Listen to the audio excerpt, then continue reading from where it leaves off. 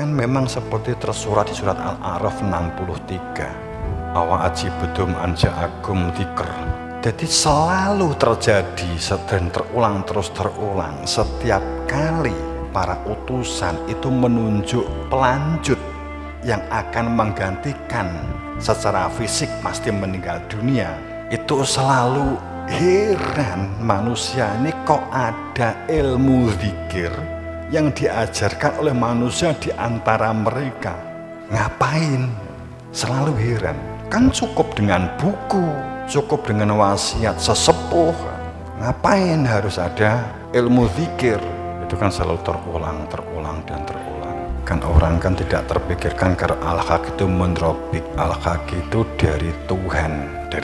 Jadi al-haq itu bukan min nafsu, al-haq itu min A, min B, tapi al-haq itu min robik. Al-haq min pendapat nggak ada, al-haq itu dari pendapat, al-haq itu dari min Gramedia, itu nggak ada gitu loh ya.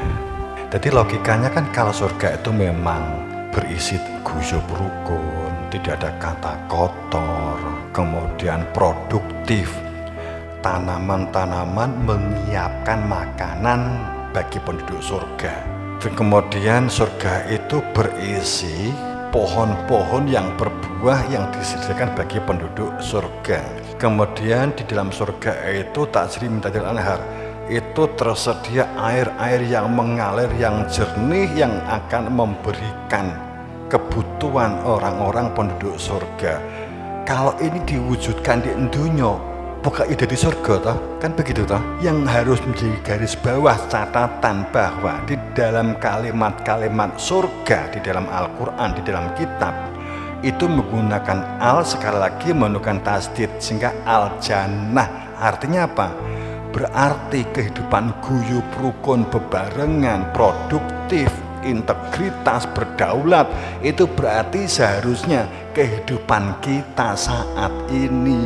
Jadi kalau ada orang yang berpikir di dunia melarat, yang penting sok masuk surga, itu berarti sebenarnya awalnya itu adalah orang yang putus asa, orang yang tidak memiliki skill keterampilan, pengangguran, tapi dia hanya bisa berbicara, berkonsep, tapi tidak bisa bekerja.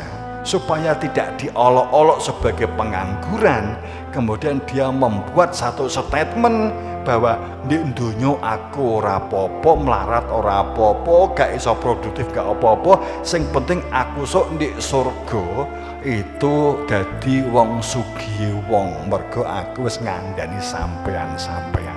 Berarti itu refleksi atas pengalaman pribadi yang ingin ditularkan kepada orang lain supaya orang lain tidak produktif, nanti biar produktif di alam surga nek wis mati wae. Parah kan? Kalau surga itu fakta saat ini, kemudian surga ke depan ada enggak? Yang jelas bahwa beberapa yang lalu saya menyebarkan satu tentang delusi, tapi yang pasti para nabinya Allah, para rasulnya Allah jelas tidak mengajarkan konsep ilusi pengetahuan. Artinya Nabi Muhammad mengajarkan tentang surga, neraka, konsep-konsep tentang surga, konsep-konsep tentang neraka, konsep-konsep tentang zakat, konsep-konsep tentang bagi hasil mudhurabah muzaroah, yang semuanya dengan iming-iming sok masuk surga, sok masuk surga, sok untuk widodari, tapi enggak ada faktualnya, tidak faktual, tidak real. Berarti ini artinya enggak mungkin para nabi, para rasul mengajarkan ilusi pengetahuan yang menjadikan Anda, menjadikan kita untuk berpikir dan bertindak halusinasi dan delusi. Atau dengan kata lain, tidak mungkin Nabi Muhammad mengajarkan kebenaran yang tidak bisa diwujudkan dalam ungkapan aku bersaksi. Dengan kata lain, tidak mungkin Nabi Muhammad bercerita tentang surga dan bidadari. Nabi Muhammad tidak bisa menyentuh tentang bidadari, tentang air mengalir, tentang susu, tentang madu. Tidak mungkin Nabi Muhammad tidak tahu, tidak mengenal, tidak tahu, tidak faham. Tidak mungkin tidak tahu. Kemudian kalau kita ternyata tidak tahu saat ini, artinya tidak bisa membuktikan keberadaan bidadari, tidak bisa membuktikan air susu, air madu, air jernih, nyatanya nggak ada yang bisa membuktikan. Saat ditanya bagaimana tentang surga, bagaimana supaya dapat masuk surga, apa itu bidadari, saya katakan bahwa faktanya nggak tahu, karena setiap kali kamu ditanya, jawabannya pasti begini, menurut buku ini begini, menurut pendapat ahli ini begini, berarti kamu itu nggak tahu tentang surga. Nek raro mbok yo aja ngomong kan, seharusnya kan begitu. Dengan kata lain, apakah Nabi juga sama ketidaktahuannya seperti kita saat ini? Harusnya kesimpulannya begini, kalau orang sekarang nggak bisa membuktikan secara real tentang surga dan neraka bidadari, berarti ada yang salah dengan kita. Berarti kita yang salah menginterpretasi tentang surga dan neraka. Seharusnya paling tidak ngomong dalam bahasa Jawanya gini, gek aku salah. Garek wani buka muni ngono. Pangapunten, Pak Romo, ada kemungkinan enggak kan? Kenapa? Karena kalimat awalnya makrifat, kehidupan ini awalnya makrifat. Awalam yatafakkaru fi anfusihim man arafa nafsah faqad arafa rabbah. Itu dibantah banyak orang, itu hadis palsu. Padahal ayatnya sambrek, afalam yasiruna fi atfatakun lam qulub awadnya yasmi'a. Itu kan sejalan. Bal aitanahum bidzikri, itu sejalan. Awalam tafakkaru fi anfusihim, itu sejalan dengan semakna. Kenali dirimu yang berada di dalam jiwa, maka kamu akan mengenali Tuhanmu. Tapi kebanyakan manusia pertemuan liqarabim dengan bertemu dengan Tuhannya tidak tahu yang ada keberadaan dia yang harusnya dikenali.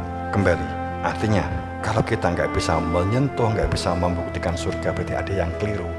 Berarti antara apa yang dimaksud Nabi Mbiyen dengan sekarang yang kita pahami, interpretasi yang sekarang, itu biasnya nggak karu-karuan gitu loh. Mungkin yang dimaksud jannah Nabi Muhammad kan begini, kalau di Quran itu widodari itu kan turafun in dan hurin, itu disebut widodari.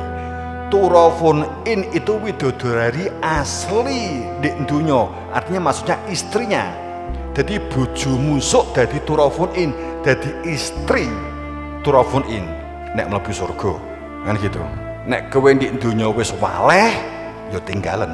Mosok di dunia bojone di surga bojone neh jenuh.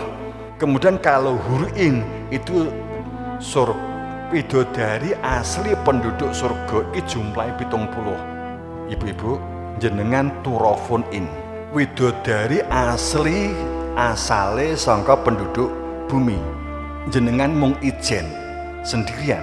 Tapi bapak-bapak dipapak karo widodari cenayang kabeh 70. Mesti jenengan sok diumbar.